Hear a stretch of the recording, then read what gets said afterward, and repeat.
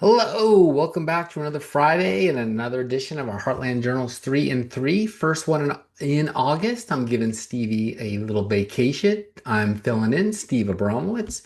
Enjoying summer? Hope so. I'm going to run down the three stories of the week the mainstream media either forgot to tell you or ignored in as close to 3 minutes as I can.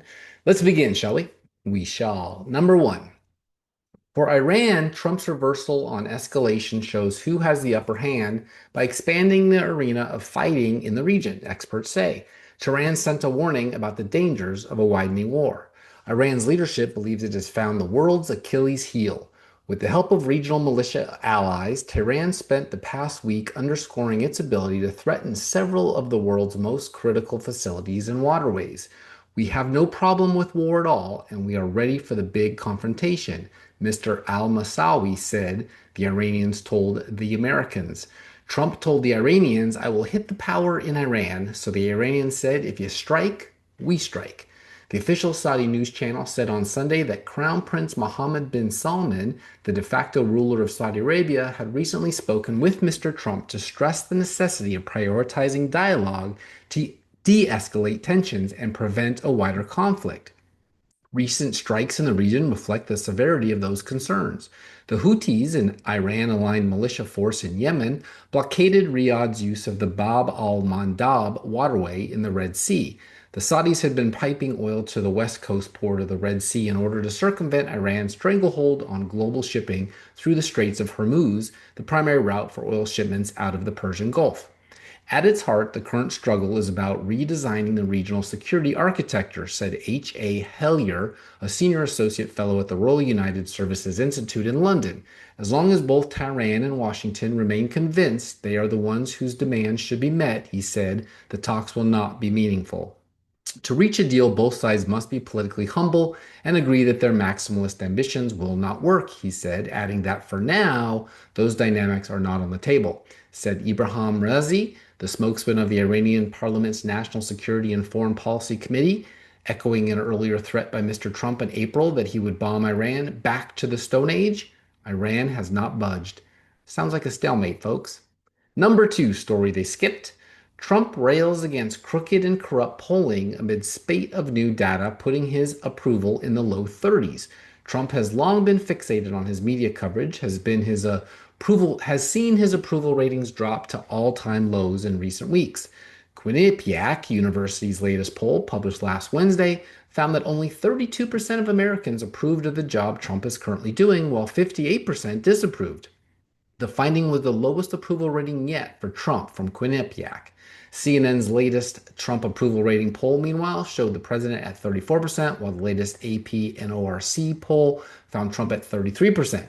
My real polling numbers, not those made up by the fake news media, are the best they've ever been, and why wouldn't they be with the biggest tax cuts and employment numbers ever, the biggest outside investment in America and world history, a totally secure border, a giant victory in Venezuela, the denuclearization of Iran, unparalleled respect and success throughout the world, and much more.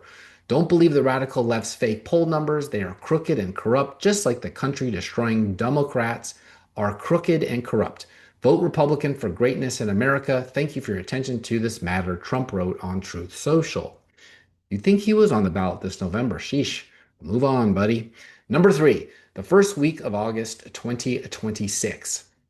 Francesca Hong, the Democratic Socialist leading Wisconsin's Democratic field for governor, could soon test whether the progressive insurgency that notched primary victories in deep blue districts this summer can prevail statewide in a perennial presidential battleground.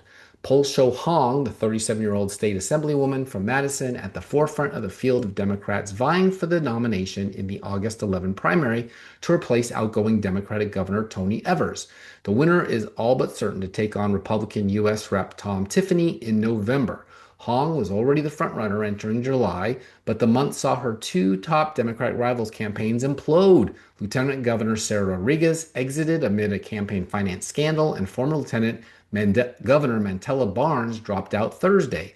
Evers and others are attempting to rally at the last minute around a more moderate alternative in David Crowley, the 40-year-old Milwaukee County executive who dropped out of the race in early July and then re-entered 10 days later. But even Crowley's supporters acknowledged Hong is the clear frontrunner.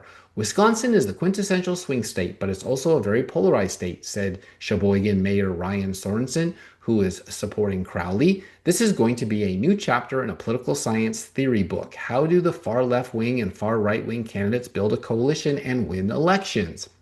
He said. Tiffany isn't waiting for the primary votes to be counted. He's already started to tee off on Hong, latching her to the Democratic Socialists of America's platform and accusing her of supporting abolishing prisons, immigration and customs enforcement, the U.S. Senate, and more. He has also highlighted her history of calling for the defunding of police, an issue sure to feature prominently in a slew of Republican advertisements this fall. Hong, who worked her way up from low level kitchen jobs to become a top chef and restaurant co owner, has tried to distance herself from some of the more politically problematic planks of the DSA platform. I do not support the full platform of the National DSA, and I'm not endorsed by DSA National, she said in a recent debate. Hong also said that she is not here to govern by slogan and that a governor cannot defund the police. But in an interview with CNN's Dana Bash on Friday, Hong wouldn't directly answer when asked repeatedly if her views on defunding the police have changed. Hong said Republicans who control the Wisconsin legislature are the ones who have defunded police by slashing dollars directed to local governments. People can evolve, Hong said. I am going to be a sensible and practical governor that is going to make sure that public safety is a priority. The election comes with the Democratic Party at a critical juncture, and many within it looking to the governor's race in Wisconsin, a Senate primary this week in Michigan, and other key races as potential signs of what's to come in 2028, with a wide open presidential primary looming.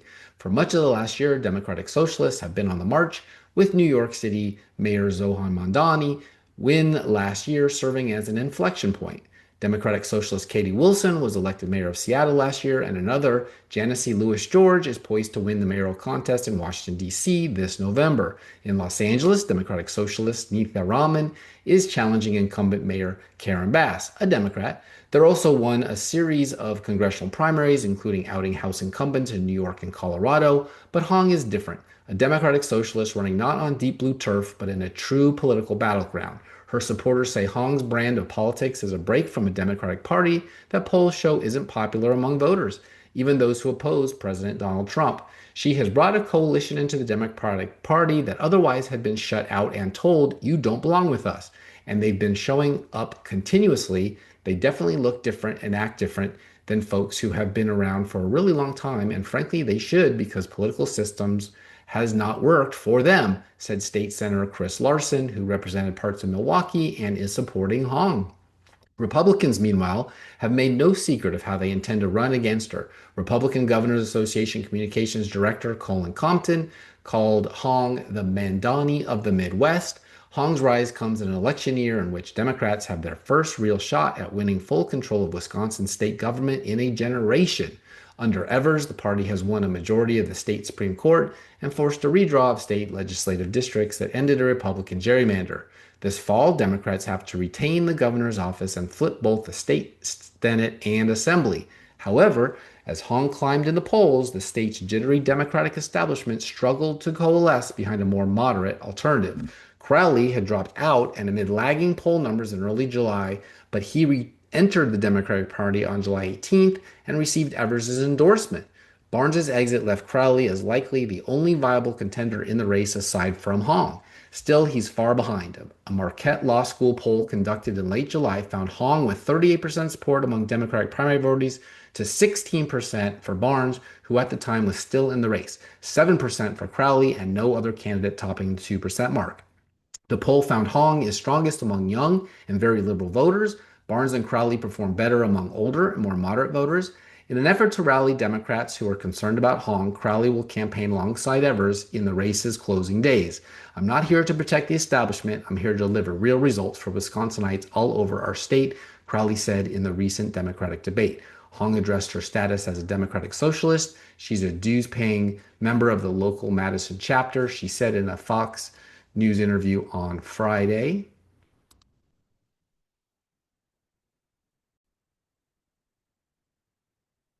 I believe that as a democratic socialist, I'm less defined by just one organization, but clearly our bipartisan coalition means I'm more defined by being a good single mom, that I am a service industry worker, that I truly believe in legislation that helps everyone, she said. And these are the things that people want to talk about in rural and urban parts of the state. She walked back some of the stances she has taken, such as supporting calls to eliminate the U.S. Senate, which she said Friday is nonsensical and non-practical at this time. But a social media post from Tiffany that followed Hong's Fox News appearance offered a preview of what she would face in the general election. Instead of clipping her comments, Tiffany on X posted a still image of Fox News displaying Hong's years old social media comments. A 2021 post included in that image says, "Police exist to uphold white supremacy, defund them, abolish. Reform can't be an option. The facts speak louder than campaign spin," Tiffany said. That's all I got for you. I hope you enjoyed it. Be sure to check out our election specials. California and Ohio are out now. Find them anywhere you get your podcast and video.